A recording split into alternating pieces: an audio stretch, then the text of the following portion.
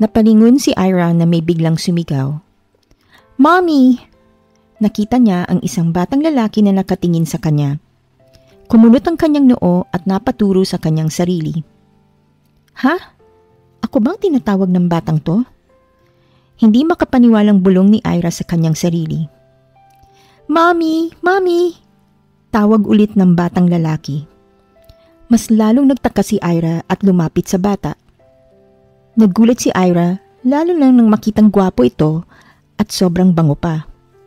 Ang pogi naman, bulong ng dalaga. What did you do to him? Tanong ng lalaki. Umangat ang kilay ni Ira sa narinig. Hindi makapaniwala dahil pinagbintangan pa siyang may nagawa sa batang tumatawag sa kanya ng mommy. Excuse me? Saad ng dalaga. Pinaiyak mo ba si Carlo? Tanong pa ng lalaki. Napairap tuloy si Ira dahil sa mga lumalabas sa bibig ng lalaking nasa kanyang harapan. Mommy! Muling saad ng batang lalaki. Kaya naman napatingin sa kanya si Celso na nagulat.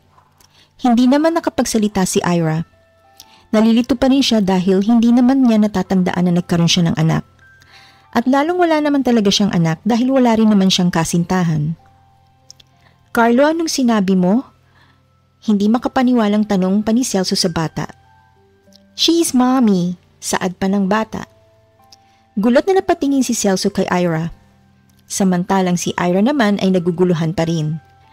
Kinarga ni Celso si Carlo at si Ira naman ay napatingin na lang sa mag-ama. Akala niya iiwan na siya ng mga ito at uuwi na. Pero nagulat si Ira nang titigan siya ng lalaki at nagsalita ito. Pwede ka bang sumama sa amin? Tanong pa ni Celso. Umuwang ang labi ni Ira sa kanyang narinig. Hindi niya alam kung nagbibiro ba ang lalaki o seryoso talaga to. Ha? Saad ng dalaga. Tinawag ni Celso ang kanyang sekretarya at kinuha naman nito si Carlo. Ngayon ko lang ulit nakitang ngumiti si Carlo ng ganyan. Naniniwala akong magpapatuloy yan kung sasama ka sa amin. Saad pa ng lalaki. Teka, pwede mo namang ipaliwanag sa akin kung anong nangyayari. Hindi ko kasi talaga maintindihan. Saad ng dalaga. Pamangkin ko si Carlo. He's already 5 years old. At ilang buwan pa lang nung mamatay ang kanyang ama. Ang nakakabata kong kapatid. At nawala rin ang kanyang ina. Hindi na namin siya nahanap pa. Saad pa ni Celso. Napakurap si Ira. Hindi siya makapaniwala na wala na ang mga magulang ng bata. At itong lalaking nasa kanyang harapan ay siyang tito pala ng batang lalaki at tumayo na parang tunay na magulang nito. Napaisip si Ira saglit. Pero hindi rin naman siya basta-basta na lang papayag na sumama dito. I'm sorry pero hindi ako ang kailangan ninyo. Siguro nagulat lang si Carlo kaya niya ako natawag na mommy. Saad pa ni Ira. I understand, Miss Ira. Saad niya. Miss Ira, I'm Celso. Sorry sa abala. Saad pa ng lalaki. Walang problema, Mr. Celso. Sambit ni Ira. Tinignan pa ulit ni Ira si Carlo at kumaway. Bye, Carlo. Kumaway din ang bata at gumiti. Ang ganda ng ngiti niya. Sana lagi siyang ganyan, bulong niya sa sarili. Kinabukasan, pagdating ni Ira sa trabaho, abala siya sa pag-check ng reports nang mapansin ng office mate niya na nakangiti siya habang wala sa sarili. Uy, Miss Ira, may inspirasyon? Tukso ng office mate niya. Ha? Wala. Mabilis niyang tanggi. Pero bago pa man siya makapagpaliwanag, may boses mula sa labas ng building na nagpagulo sa lahat. Mommy! Nilingon ito ng lahat. Kabilang na rin si Ira na agad namang nanlaki ang mata. Naroon si Carlo, hawak ang isang maliit na flower bouquet. Tumakbo ito papunta sa kanya. Sa likuran ng bata, naroon si Celso na may bitbit na paper bag. Amoy pa lang, alam na agad ni Ira ang laman nun. Good morning, Miss Ira, bati pa ni Celso. Hindi mo naman kailangan mag-abala. Hindi ako nag-abala, putol pa nito. Breakfast lang. Carlo insisted. Niyakap ni Carlo ng mahigpit ang dalaga. Mommy, we bring you flowers. Napatingin si Ira sa kanila. Ang tipo nga talaga, parehong marunong manligaw. Bulong pa ng dalaga, hindi pa rin ako papayag. Mahina niyang sabi. Ngumiti lang si Celso. Then I guess we'll just have to keep trying. At bago pa siya makasagot, ininaabot na ni Carlo ang bulaklak. May nakasulat pa sa maliit na card. To Mommy, please smile always. Doon na tuluyang napangiti si Ira tapos ay nagpasalamat kay Carlo. Nagpaalam na rin ang dalawa at si Ira ay nagpasalamat ulit. Paglingon niya, nakita niyang nakatingin sa kanya ang mga office mates niya, pero agad din silang bumalik sa kanilang trabaho. Pagod na si Ira nang makauwi sa kanilang bahay. Hawak-hawak pa rin niya ang bulaklak na binigay ni Carlo kaninang umaga. Hindi niya alam kung bakit hindi niya ito kayang itapon. Siguro dahil galing sa bata, o baka dahil sa bawat sulyap niya sa bulaklak, naalala niya ang mga ngiti nito at pati na rin ang mga mata ng tito niyang nitong si Celso. Pagbukas pa lang ng pinto, bumungad agad ang kanyang ina. O anak, may dala kang bulaklak, masiglang bati ni Irma. Tama ba iniisip ko? Sigit agad ng ama niyang si Gardo sabay kindat sa asawa nito. Napahinto si Ira. Alam na niya kung saan papunta ang usapan. Anak, may boyfriend ka na ba? Tanong ni Irma na may halong pananabik. Sino? Yung office mate mo? Yung gwapo nakita ko minsan ng Christmas party? Naku ma, hindi po. Mabilis na sagot ni Ira habang papasok sa bahay at inilapag sa mesa ang bulaklak. Bakit may bulaklak ka? Tanong muli ng ina habang nag-aayos ng mesa. May nagpapadala na ba sa'yo, ha? Sabay tawa ni Gardo. Magkano kaya yan? Napabuntong hininga si Ira dahil sa mga magulang niya. Ma, pa, binili ko lang po yan para sa sarili ko. Diretsong sabi niya sabay na pahinto ang magkasawa. Ha? Halos sabay nilang tanong. Kasi maganda yung bulaklak, pampasaya lang. Dagdag pa ni Ira. Ngunit halata sa mga mata ni Irma na hindi siya naniniwala sa kanyang anak. Anak, sige na nga, kung ayaw mo pang umamin ngayon, biro ng ginang habang pinupunasan ng mesa. Pero tandaan mo, kapag dumating yung araw na may magbibigay sa iyo ng bulaklak, ipakilala mo kaagad ha. Napailing na lang si Ira. Ma, promise, wala po talaga. Fine, sabat naman ni Gardo, sabay upo sa sofa. Pero kung sakaling may dumating na lalaki dito at may dalang pagkain, aba, ibang usapan na yon. Napahinto si Ira sa narinig. Lalaki na may dalang pagkain, bulong niya sa isipan. Napakurap siya at biglang naalala ang paper bag na bitbit ni Celso kaninang umaga. Kumbaga, siya kaya yun? Isip niya, sabay mabilis na umiling at umakyat sa kanyang kwarto. Pagpasok niya roon, agad niyang inilapag sa study table ang bulaklak.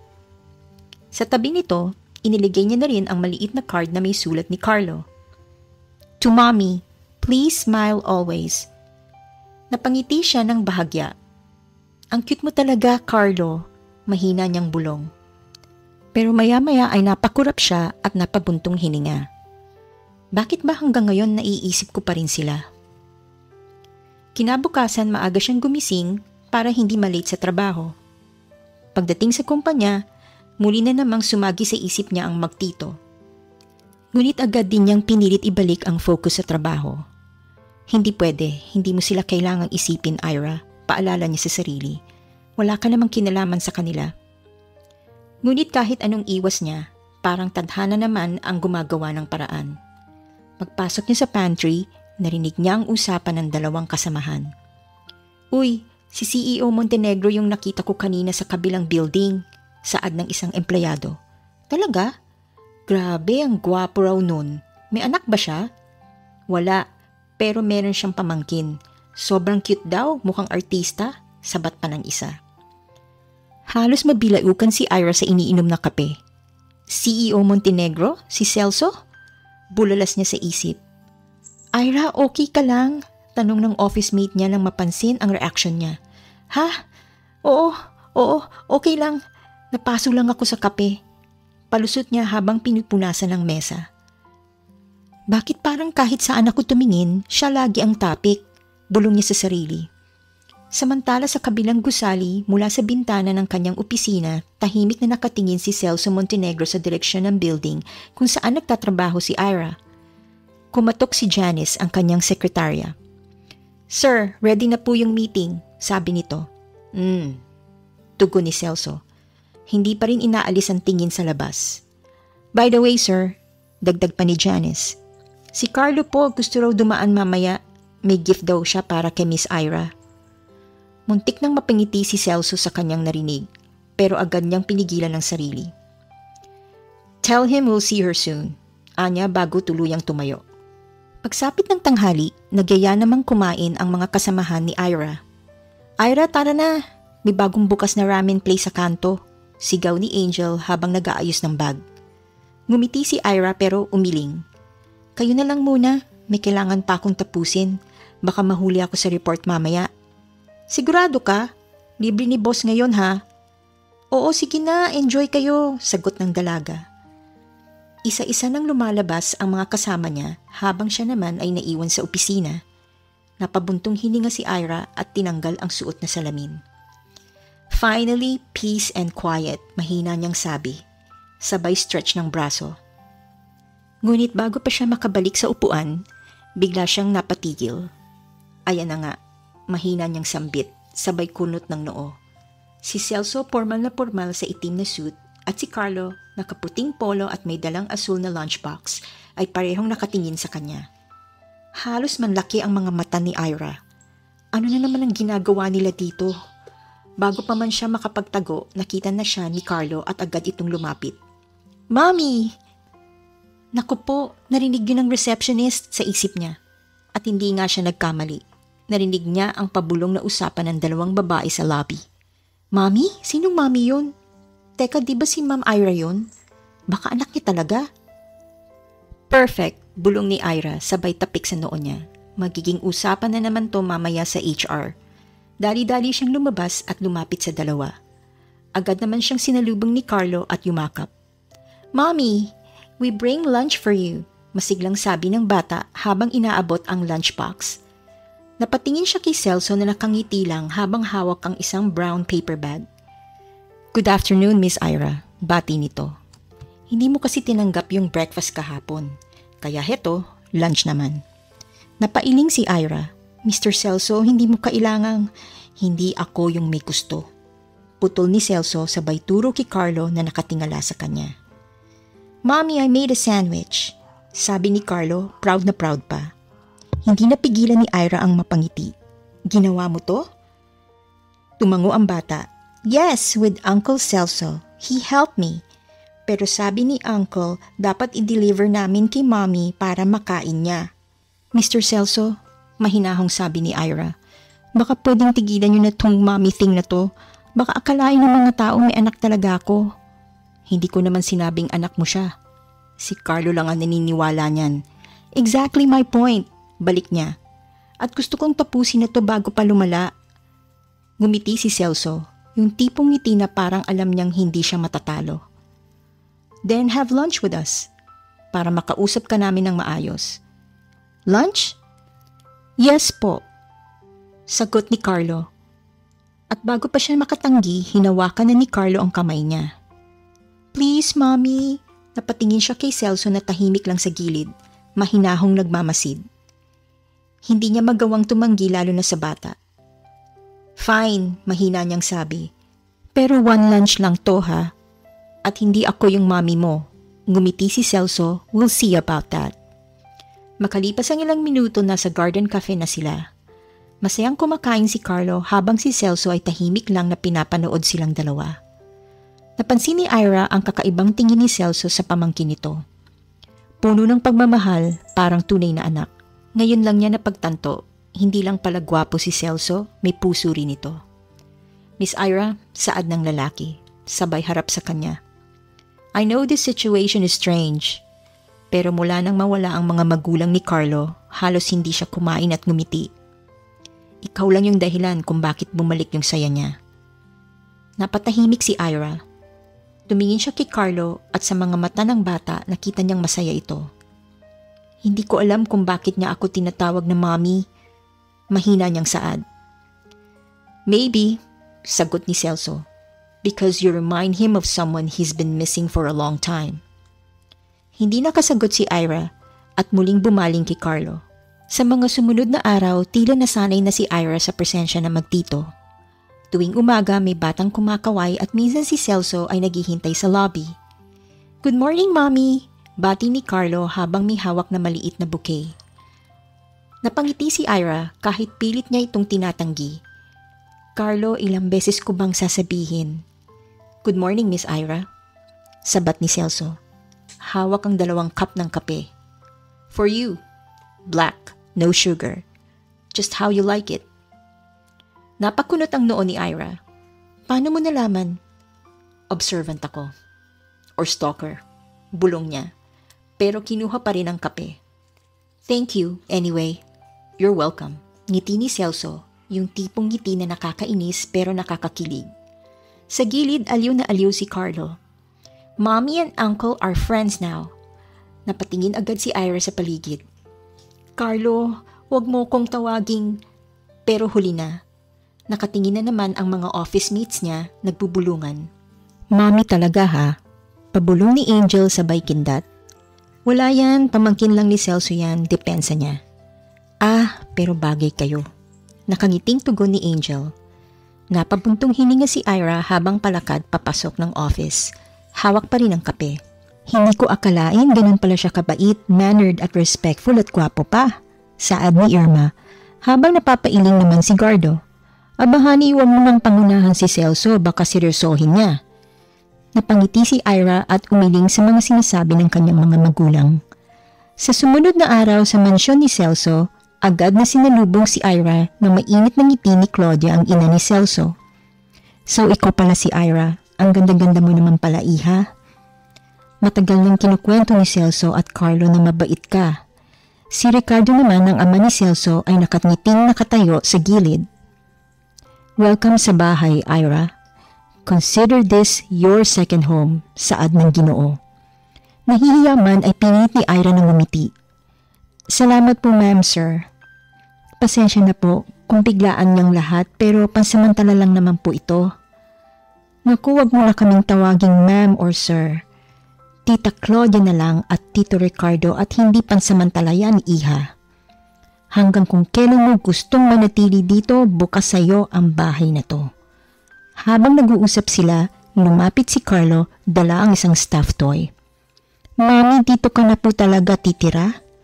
Napangiti si Ira at tumango. "Pero pansamantala lang ha. Promise tutulong din ako kay Tito Celso mo sa mga kailangan niya." Napatingin si Celso sa kanila at hindi maiwasang mapangiti.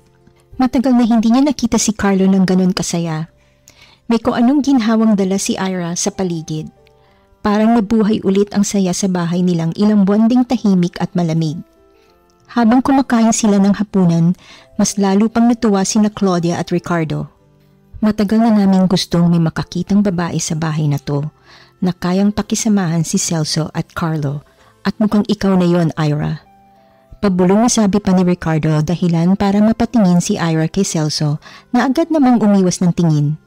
Sa loob-loob ni Ira, hindi niya naakalain na ganoon kainit ang pagtanggap ng pamilya ni Celso, at habang pinagmamasdan niya ang ngiti ni Carlo at ang kalmadong ekspresyon ni Celso, unti-unti niyang nararamdaman na baka hindi masama ang desisyong tinanggap niya.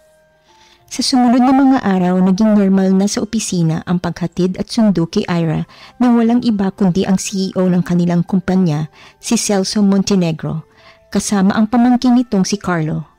Tuwing umaga, nakikita silang tatlo na sabay bumababa mula sa magarang sasakyan ni Celso.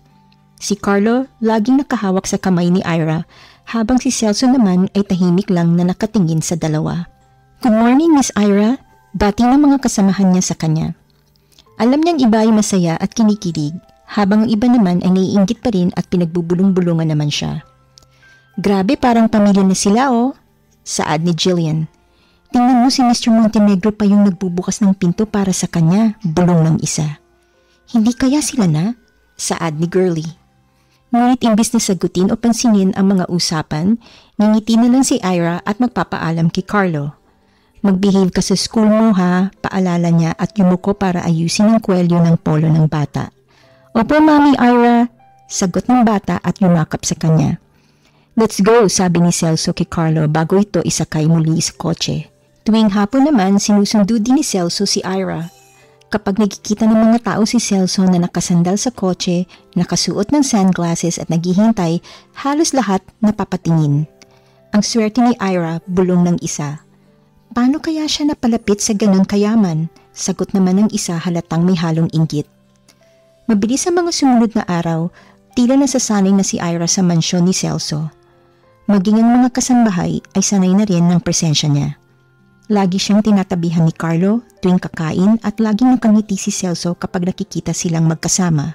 Habang nasa kusina si Ira, isang Sabado ng umaga, abala siya sa pagtulong sa mga kasambahay nang biglang pumasok si Carlo may hawak na maliit na papel. Mami Ira! Tawag ng bata sabay takbo papunta sa kanya. Carlo, ilang beses ko nang sinabi sa'yo, hindi mo kailangang tawagin akong mami. Wika ni Ira, ngunit nakangiti pa rin. Pero gusto ko po, para kang mami ko po eh, sagot ng bata. Nang kunin ni Ira ang papel, napansin niyang drawing ito. Si Carlo, siya at si Celso. Magkakahawak kamay, ang mga nakalarawan at sa ilalim ng guhit ay may nakasulat na My Family. Napatigil siya at bahagyang naluha. Ang ganda naman ito, Carlo. Salamat ha, sabi niya habang pinagmamasdan ang drawing. Yan po yung gusto kong picture natin, sabi ng bata, masayang nakangiti. Good morning, nilingon ni Ira ang pamilyar na boses. Si Celso, bagong ligo, nakasuot ng simpleng polo, ngunit parang modelong galing sa magazine. Good morning, bati ni Ira, sabay iwas ng tingin. Ah, yan pala yung pinaghirapan ng pamangkin ko kagabi. Hindi ako pinutulog yan hanggat hindi natatapos. Sabi ni Celso na mingiti sa labi. Ngumiti rin si Ira, pero ramdam niya ang kakaibang tingin ni Celso sa kanya. Maganda po ba, Mami Ira? Tanong ni Carlo. It's perfect, tugon ni Ira sabay haplos sa ulo ng bata. Perfect nga, sabat ni Celso. Ngunit sa tono ng boses nito, tila hindi lang ang drawing ang tinutukoy niya. Namula si Ira at agad iniba ang usapan. Ah, magluluto na ako ng almusal. Gusto mo ba ng kape, Celso? Depende, sagot ng binata. Sasamahan mo ba akong magkape? Hindi siya agad nakasagot. Pero si Carlo ay tuwang-tuwa.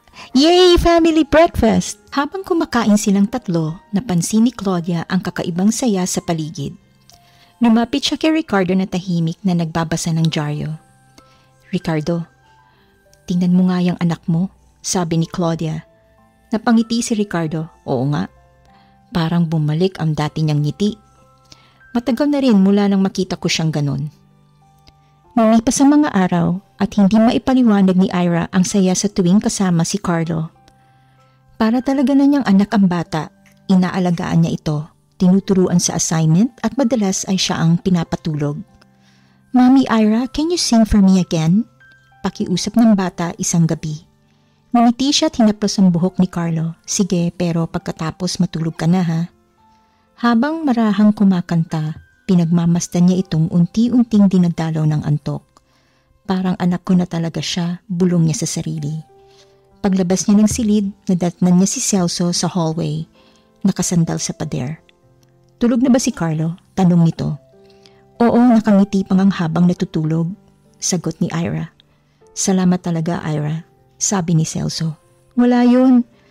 Palagi ka nalang nagpapasalamat, tugon niya. Hindi ako magsasawang magpasalamat sa iyo, sagot ng binata na mingiti. Kinabukasan, maaga pa lang ay nagising si Ira. Pagbaba niya sa kusina, naamoy niya na ang mabangong kape. Nakinggulat niya na makita niya si Celso na nagluluto, habang si Carlo ay nakangiti sa mesa. Good morning, Mami Ira, sigaw ng bata. Good morning, baby, sagot niya sabay halik sa noon nito. Paglingon niya kay Celso, napangiti siya. Wow, ikaw pala ang chef ngayon ha. Minsan lang baka isipin ni Carlo puro takeout lang ang alam ng tito niya. Sagot ni Celso. Wow, hindi ko akalaing marunong ka magluto. Biro ni Ira. Marunong din akong gumawa ng kape. Sagot ni Celso sabay abot ng tasa. For you. Salamat, tugon ni Ira. Habang umiinom ng kape, napatingin siya kay Celso. Hindi niya maiwasang isipin kung paano ito bilang ama kung siya mismo ang ina ni Carlo. Mami Ira, sabay po tayong mag-breakfast, sigaw ni Carlo kaya umupo na siya sa tabi nito. Para silang tunay na pamilya habang kumakain. Pagkatapos, naghanda na si Ira papasok sa trabaho. Habang nasa kotse, panay ang kwento ni Carlo. Tito Celso, pwedeng tumulong si Mami Ira sa project ko? Of course. Siyempre naman, dagdag ni Ira. Pagdating sa building, sinabi ni Celso, "Have a good day, Ira." Ngumiti siya. Ikaw din, Celso.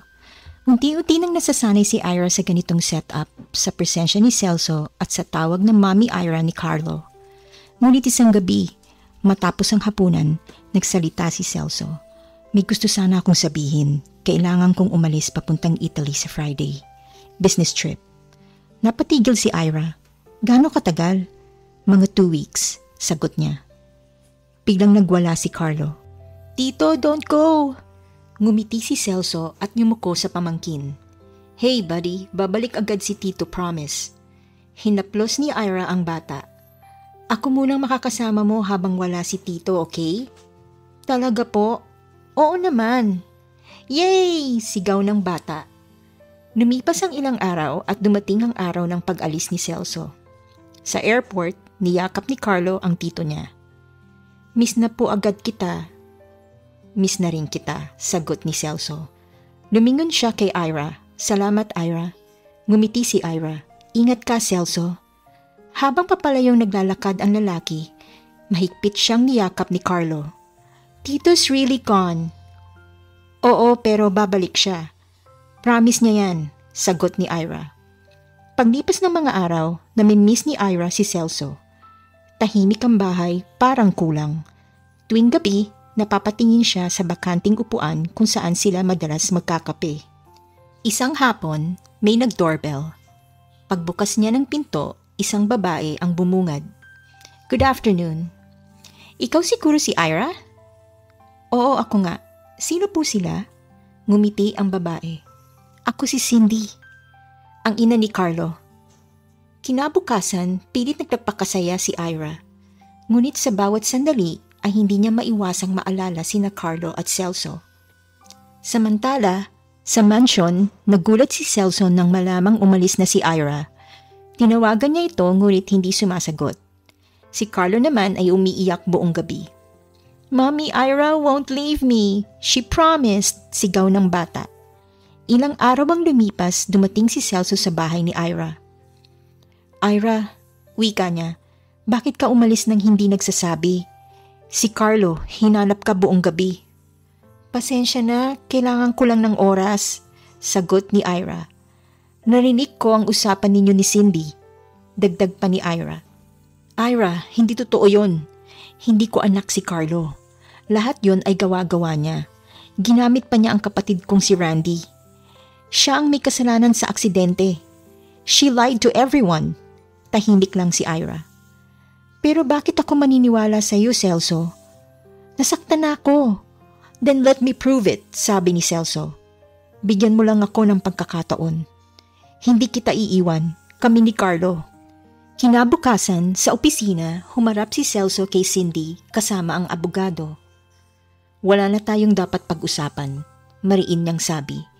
Inamin mo na rin, ikaw ang may pakana ng lahat, pati ng aksidente ni Randy.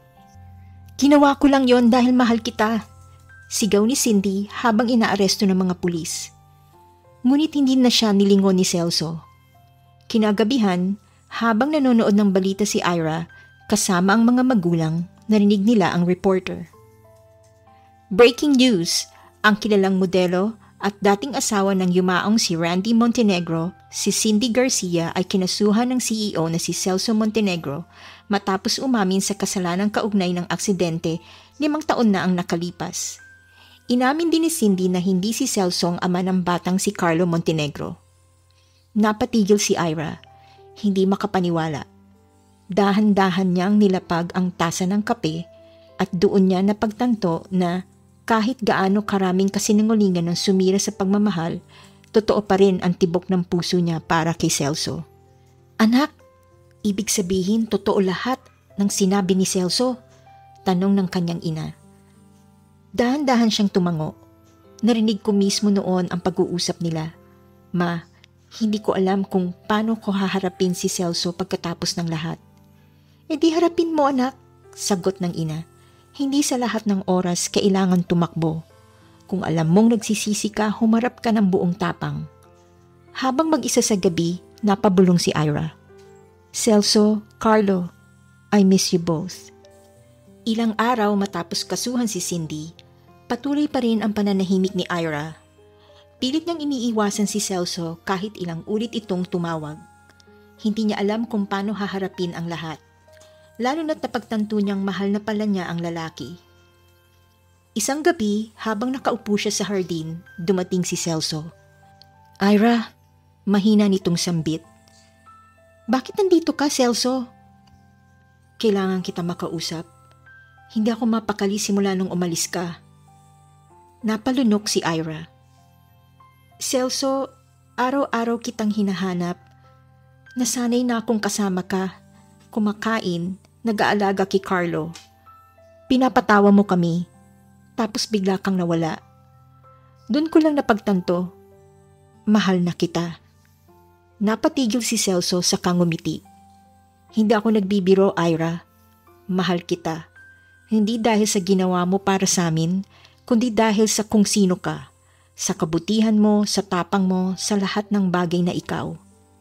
Unti-unting bumagsak ang luha ni Ira. Hindi ko alam kung kailan nagsimula, pero mahal na din kita, Celso. Natakot lang akong umamin kasi akala ko hindi pwede. Marahan siyang nilapitan ni Celso at pinunasan ang kanyang luha. Kung alam mo lang kung gaano ko yan gustong marinig.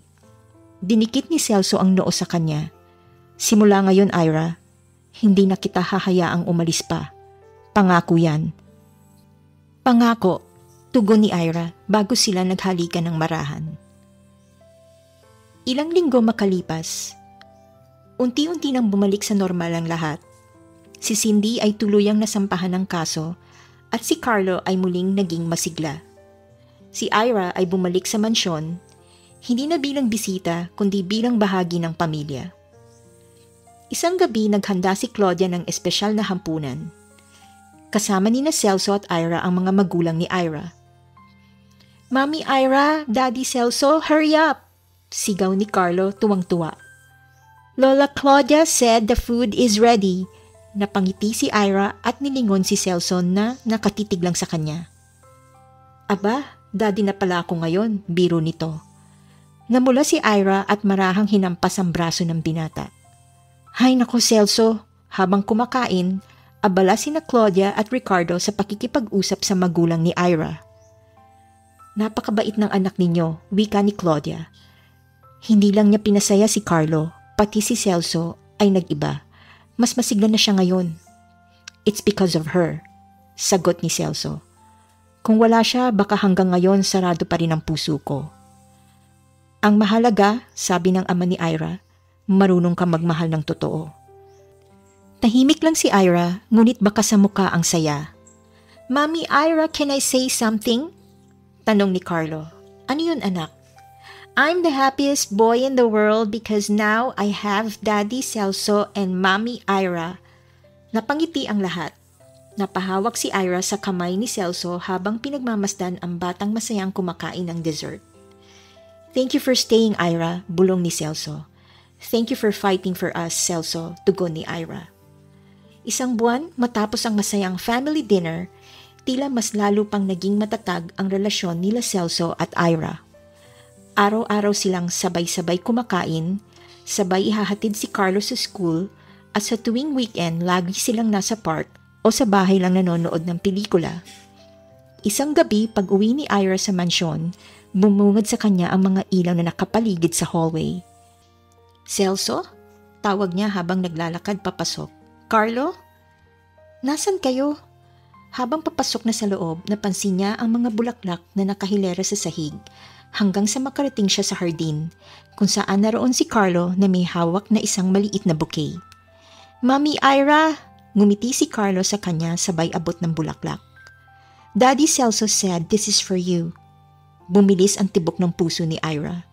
Anong meron? Biglang may narinig si Ira na isang kanta. Ang kantang minsan kinanta niya para kay Carlo. Sa gitna ng hardin mula sa likod ng gazebo, lumabas si Celso bit-bit ang isang maliit na kahon. Ira, tawag niya habang papalapit sa babae. Alam mo, mula nung dumating ka sa buhay namin ni Carlo, binago mo na ang lahat. Natutunan kong gumiti ulit, magmahal ulit, at maniwala na may pangalawang pagkakataon. Celso, hindi ko alam kung paano ko pasasalamatan ng Diyos dahil pinadala ka sa amin. Hindi lang si Carlo yung pinasaya mo, pati ako. Binigyan mo ng dahilan para mangarap ulit. Lumuhod si Celso kasabay ng dahan-dahang pagbukas nito ng maliit na kahon at sa loob naroon ang maliit na diamond ring. Ira, sabi ni Celso, will you marry me?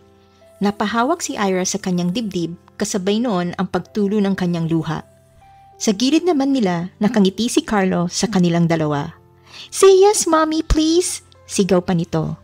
Natawa si Ira tapos ay bumaling ulit kay Celso na naghihintay ng kanyang sagot. Yes, Celso. Yes, I will marry you. Masayang saad niya.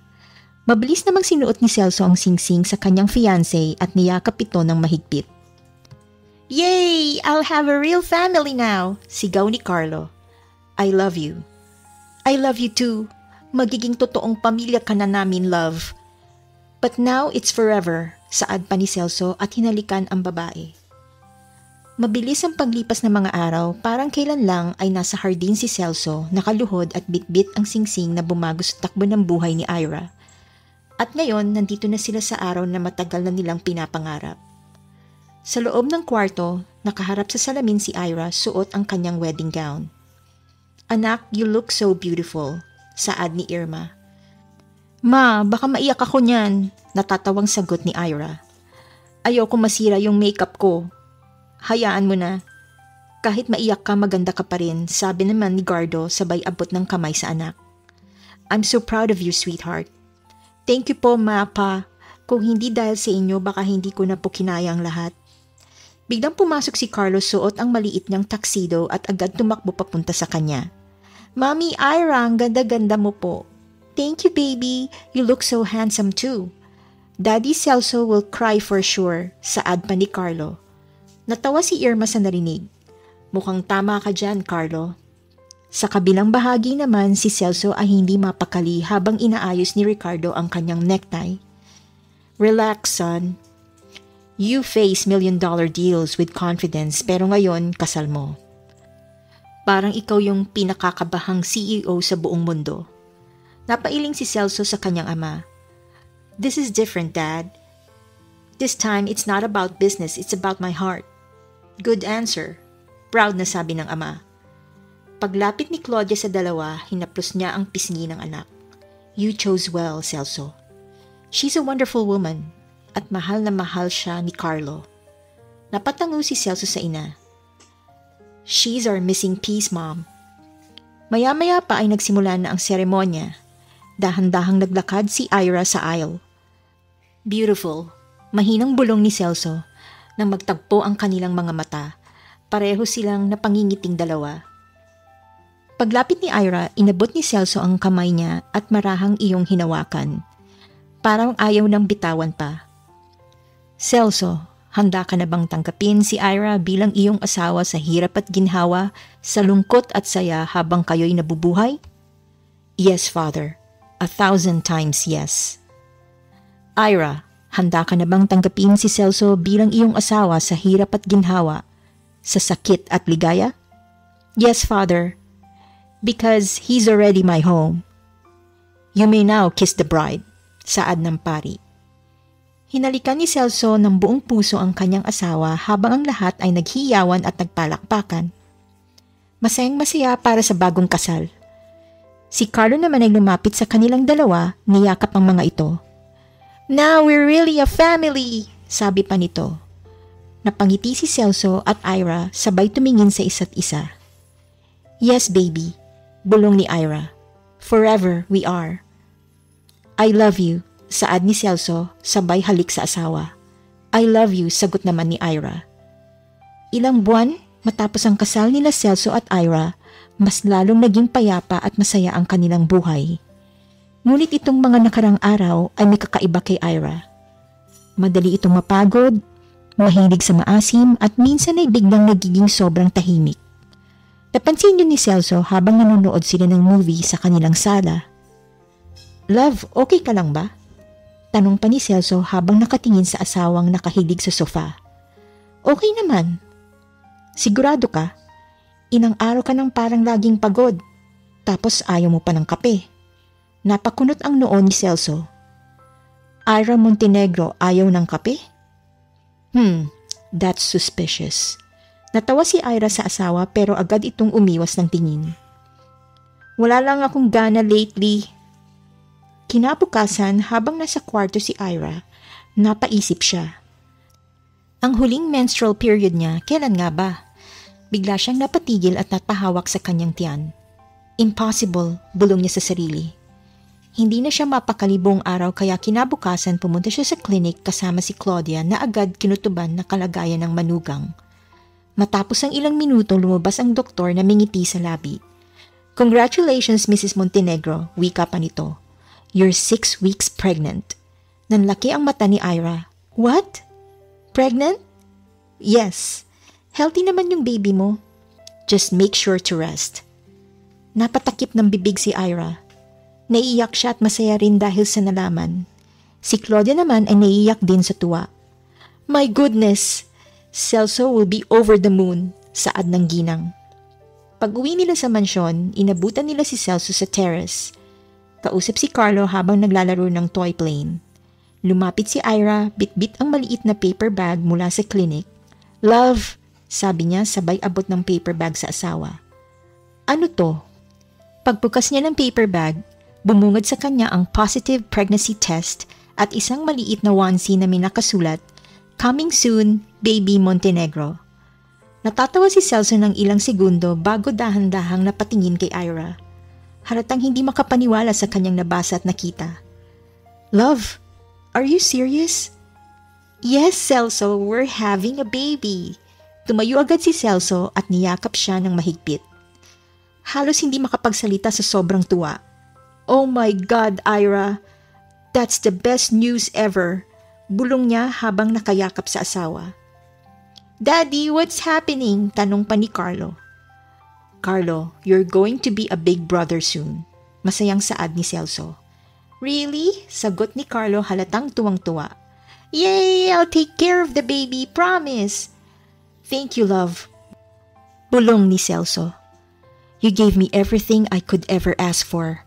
Family, peace, and love. Ngumiti si Ira sabay haplos sa pisngi ng asawa. No, Celso. It's us who made us stronger. Our forever. At dito na nga nagtatapos ang kwento ng pag-ibig ni na Ira at Celso. Naway na pangiti at kinilig kayo sa bawat tagpo ng ating kwento. Sana may mga aral kayong babaunin tungkol sa pag-ibig, pagtitiwala at pagpapatawad. Maraming salamat sa patuloy ninyong suporta at pakikinig. Hanggang sa muli, abangan pa rin ang mga kwentong magpapainit ng puso at magbibigay inspirasyon.